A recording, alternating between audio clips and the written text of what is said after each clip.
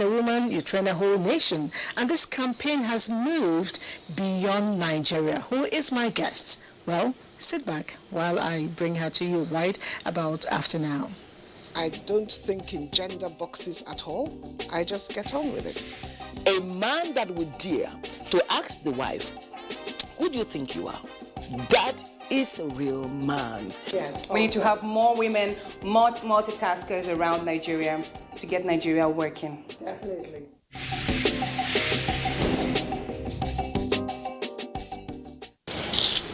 My guest today on the show is a woman I want to use to redefine what a woman of substance is. Well, let me start from the home front. She is a mother. She's a grandmother. She's a general overseer of a Spirit and Life Family Bible Church worldwide. She's also the president, Godhead Family Prayer, initiator of Women in New Nigeria, Godhead Self-Sufficiency Entrepreneurial Program, and this also is in Florida.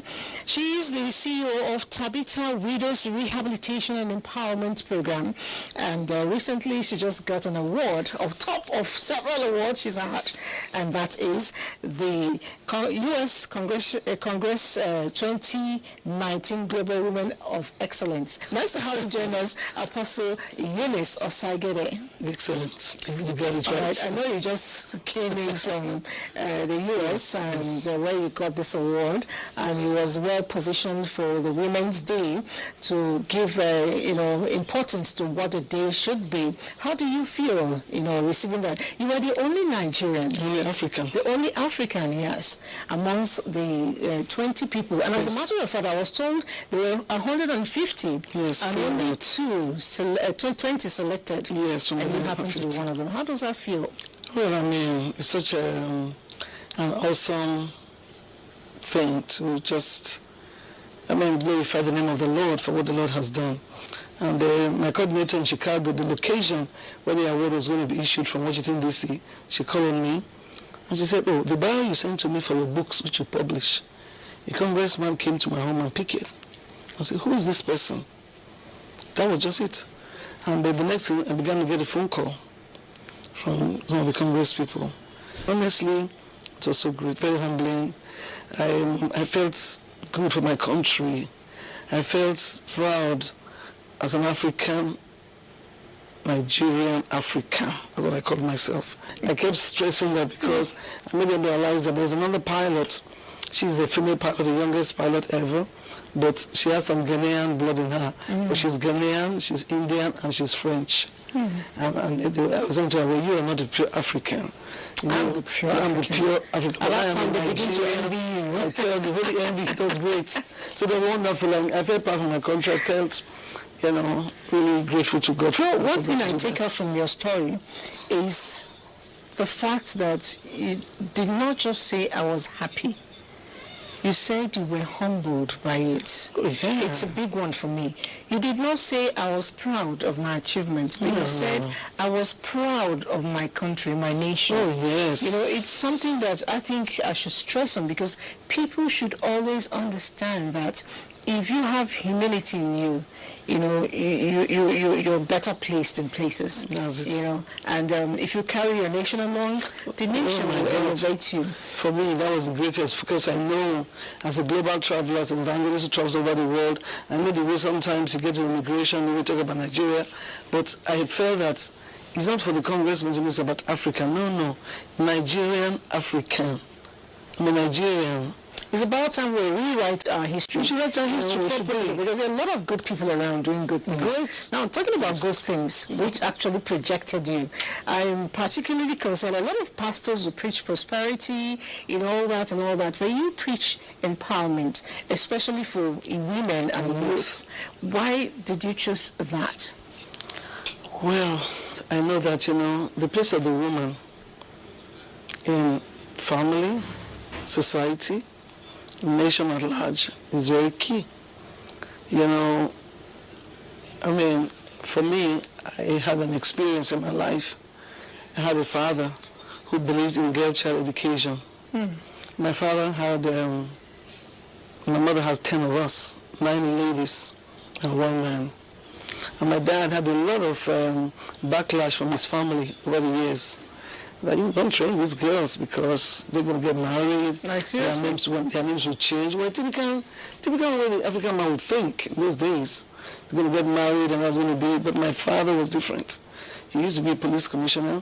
He made sure every daughter. Oh, I see where the strength comes from. Okay. My father made sure you got the best in education before you talk about marriage. He won't let you. He didn't want any man to put us down.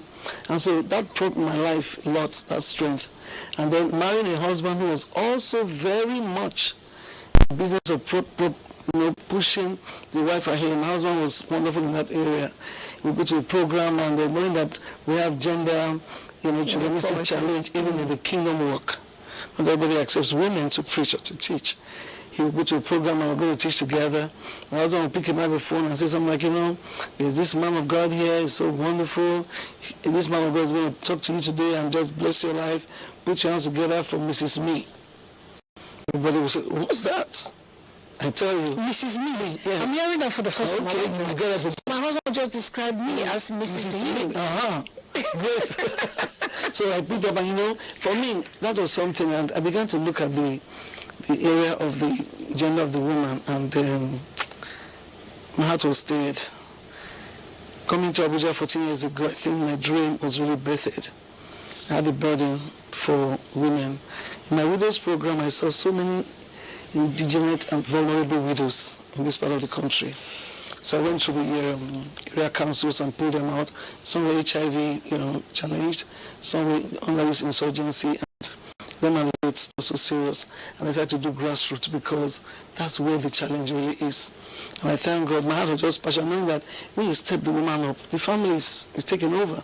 Today we have widows who used to have regular, white-collar jobs, but now 3, 4, 5 children of the widows in a home will learn 5 skills. And I like to use the palaces of the chiefs because we cut down on cost of renting places and the continuity of the program, because we need to maintain, see what they are doing, how they are going. Because that's one area we used to be challenging in our country. We like to set up something, but we don't do a follow-up. Yes. So I don't like to do that. I want to follow it up very well.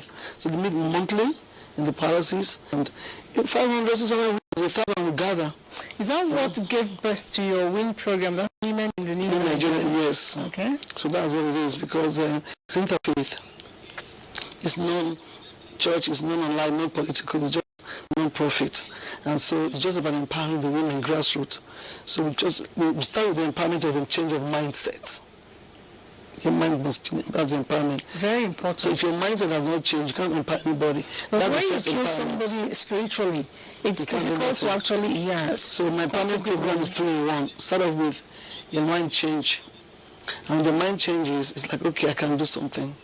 And the second one is, okay, what skill are you qualified to be able to learn? Based on educational qualification, we have 25 skills. And so they look at it, and then they pick a few. And then after they will think of how do we get the finance. So I started with something that you can afford, something not too much, get the money out and we'll just try. And I thank God, because when you turn it over, it's great. Put them together as cooperatives, little groups. Now, I know that Edo State is not just Edo State actually, but when we talk about young girls moving out to go do some businesses, it always falls back to Edo. What has your ministry done to reorientate this young people? Yes, that's great. For a long time I dealt with anti-prostitution and sex trade issues for over 25 years. And I tell you, God has been great. I began the program by really getting to the mothers, because I had to look at the source of this whole challenge. Origin. And through my teaching, as a community-based assignment out of church, not just on the pulpit, you have to affect the community. So I began to gather the mothers. And in the meetings, it was a very lovingly approach.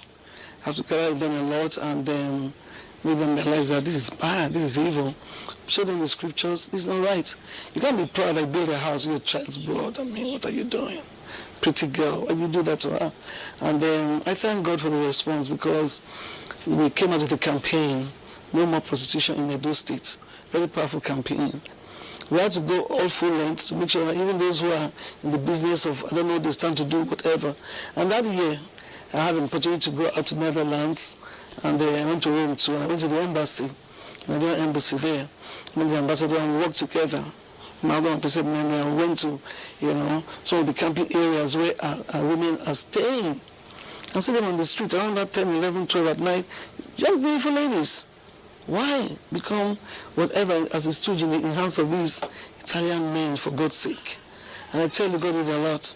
Out of loving them, their mothers gave us some information, able to track some of them. Through the teachings, many people found their way back for a better life, and God opened their eyes. I can assure you, it's not for those states really, to be fair. It's not as bad as it used to be. In those days it was worse, but I can assure you that things are better than what it used to be. Well, definitely, and we must give kudos to the likes of you who are making efforts to ensure that it's completely. And we don't stop there. It's not enough to just tell somebody, well, this path is wrong. What's the alternative? Mm-hmm. So we also provide the alternative, and family empowerment is also the answer. Mm-hmm. I tell the girls, you can do so much for your life, and I thank God they now appreciate that rather than living that kind of life. It's great. All right. I know Tabitha is a particular word in the Bible that means something. And I am not a preacher, even though I understand the gospel. So I want to know, what's the link between Tabitha and the foundation you set up for widow, and why? Yes, in the scriptures, that woman, she was in that kind of a lifeline, but she was not looking out for handouts. She was not like out there blaming everybody for her situation. But she knew that her hand was a workshop. I tell the widows here, I say, you want to be a Tabitha, somebody that would not be underrated, not be vulnerable. Running around with, they say, oh, widows, going around crying, accusing in-laws, accusing everybody for your lot. It's not going to be so. You're not going to be just receiving handouts, everybody throw handouts, and you can be a blessing. And so Tabitha was a blessing to the extent that she made clothes for people, she supported society, and when she died, she had to be risen from the dead. Because people came and said, look at what she did for us. Look at what she did for us. So you can be that Tabitha. From there I got the name. And I told them the widow is upstanding. And I thank God for my life, because I don't tell them I am a widow. No, I don't accept that. I tell them it's a long time. When I gather them together and we begin our meetings, there are thousands of widows in the north that I relate with. And I tell them, don't blame nobody for your life. Don't blame nobody for not going good. Stop accusing in-laws and family that they didn't live up to expectation. Let's look unto God. One of them in particular, Sabi, she used to have a situation of just 30,000 naira a month. But she trained her 2-3 children because of the monthly follow-up. We train every month too. So if you learn a skill this month, you learn another skill next month. And you can always join. And sometimes they bring their children that are, teachable. So they're home with your hand as a workshop. You don't need to rent a place. Everybody is busy. And when we take the places out, as I pay from 30,000 to 250,000 a month in our house. Okay, Tabitha is a blessing, and we'll tap into that anointing and blessing as well. Now, you talked about widows, and I know you're one. And I know that in the, gospel industry, ministry, it's not always easy for a woman to assume these shoes of her husband. But you have comfortably fitted in as the general overseer. Or has it always been a challenge? I want to say that my husband and I working together in ministry as one unit was great, so great in our lives. And truly, like you said, of course, first of all, personally, I was like, having to go this route alone. That challenge was there. But I thank God, because God really strengthened my life. And we just work as a family. The challenges you expect ministries to have, the hiccups and the backlashes, we didn't experience that. Rather, everybody was up on board to see that this good work that God has started in their lives continue to finish. So it's been a blessing, and I thank God for that. I really am happy, because skirmishness does not help anything to grow. Ministry or anything, it doesn't help anything to grow. All right, I know that you just mentioned your son, and I know she has a family. I told you earlier that she's a mother, she's a grandmother, she's an auntie, she's a whole lot of things put together, and she just does not just preach. She does a lot of things. She actually sits on this set that I sit sometimes, as a television host in Benin City. We'll get to unravel all that, but I'd like to do that in her home. So let's take a walk to your place and Okay. get to find out who is she behind this grammar she's speaking. All right.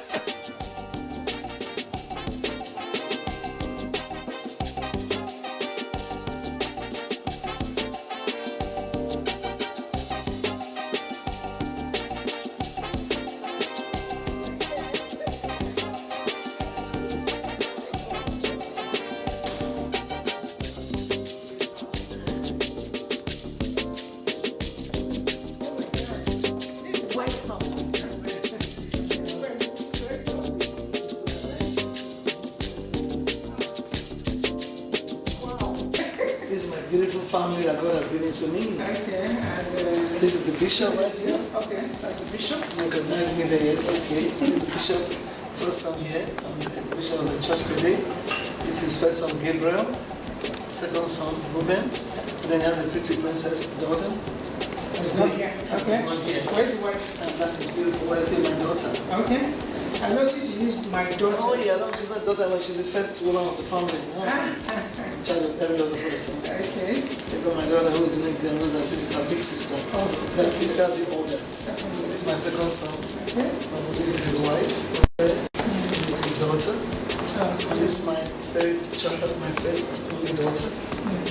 This is her husband right here. Lovely. Yes, and the son. And that's my fourth son there. Okay, that's the fourth one. Fourth one. Alright. Yes, and this is the fifth one. That's also I love them. Then I have my two, covenant sons, Moses and Joshua. Covenant son. Yes. What does that mean? Well, they are adopted in Christ. Okay. So that's it, and thank God for their lives. I thank God for them as babies. Through my orphanage ministry, I branched out of just visiting orphanages every week and decided to participate and just taking some of the kids to myself. That's how I got into my life, and God has been good. That's good. That's It's part good. of a lovely family. That's good. All right, I can't wait to sit down and have my lovely chat with you. Welcome. Thank you very much. There is a bishop with us. Good afternoon. Good afternoon, Bishop. Nice to meet you. And your mom looks very young. Yes, What do you give to her? I give to her the grace of God. That's Yes, nice. yes. That's Isabel. And, how does it feel having a mother like this? Wow, it's a blessing. It's an honor. I recognize that the older I get, I see that it's really a privilege, to have a mother like her. So I thank God every day for being her son. When you say the older you get, it tells me when you were young, she used to spank you. Oh, definitely. Yes, I had my share. Of discipline. Yes. And that time you were like, She was an expert in the pulling of the ear. But I'm grateful to God for today. does she give you problem? I mean, you're the bishop of a church now, and she's the general overseers. A lot of general overseers are very lauding. Does she give you that lauding experience? And does she actually separate the role of a mother and as a general overseer for you? Yeah, and that is something I'm very grateful to God for. My mom has really allowed me to be what God has called me to be. It's really a blessing for me, actually. She's allowed me to hear from God for myself, share my ideas, and she's never been a lauding type. She will always give her advice, but never been the lauding type, So, growing up as a younger boy, was there a time you thought, this woman, this the way they do me, I don't like her? And what was it like? You felt like boxing her? I felt a lot of... I never felt like boxing her because my dad would box me out too, so... during those times in school, when I was in high school, you want to hang out with your friends and go to places your parents don't want you to go, and she's, don't go there, don't do this. God told me about this. God is always speaking to her about our lives, and I remember, those times were a little frustrating, Now, Mom, yes. What is it you enjoy enjoy so much being a mother? I thank God for that. I think that's my choicest area of my blessing from God. It's very comforting, it's very fulfilling. And I enjoy my motherhood role that God has given to me. I want to make it plain that I do separate it. And God has given me the grace to draw the line between being a mother and then, of course, being general overseer. You know, you are not just a biological mother to your 5 children. You also have biological children way beyond 5 of them, both the ones who are close and the ones who are outside. Yes. A lot of times people adopt other people's children and turn them into slaves. How have you been able to manage, you know, without separating? I see the whole family is together. You know, how do you manage to give equal love to all of them?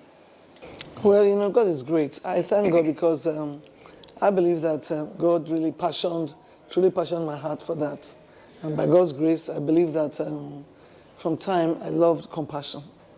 Especially my heart is compassion driven in the area of, you know, just encouraging life. I want to say that, in fact, what happens is that sometimes I think I bend over backwards to try to make sure that my non-biological don't suffer any lack. They don't see the difference. My non-biological, they were babies, and they were born, took them from birth. Were you not scared, doing that? A lot of people tell you, I don't know the kind of blood that's coming from here and blah, blah, blah, blah, blah. Yes, I do hear those things, but that's not part of my heart at all. I just see them as, you know, an opportunity to serve God through their lives. Because children are not an accident. Children are a gift from God. Even the triplets too. By the time they came into our lives, they were just a few hours born. Like I said, God just spoke to me. When you wake up, go to Central Hospital. When you get there, female gynae ward, female bed, last bed. Finish. No other instruction from God. And I just took off. I was still working then. Drove my car 7:30, went in there. Can you imagine just going to the hospital in the morning? Normally it's 4 p.m. for visiting. It didn't even occur to me that somebody could stop me, the matron or the doctor, to say, "Where are you going, madam?" What happened to their mother? Well, their mother, thank God, she's still alive today. And she's been part of our ministry. What did your mom cook that you like so much? What was her favorite dish in kitchen? She used to do yam porridge. Yam porridge. Yes, I remember yam porridge very well. Come back from school, you know, it's amazing. I haven't eaten yam porridge now in a long time. I guess, you know, through marriage and everything, but she used to do a lot of, make yam porridge and, I used to like yam porridge very well. All right. It's amazing. I actually remember that. Yes, yam porridge. Okay. I can actually see that you're actually perceiving the aroma. Yes. You have to go and do this for him one more time. All right, now, what do you think, as a woman, is the greatest challenge for women, in moving forward? The fear of the future. They have a financial fear, insecurity, because of financial challenges.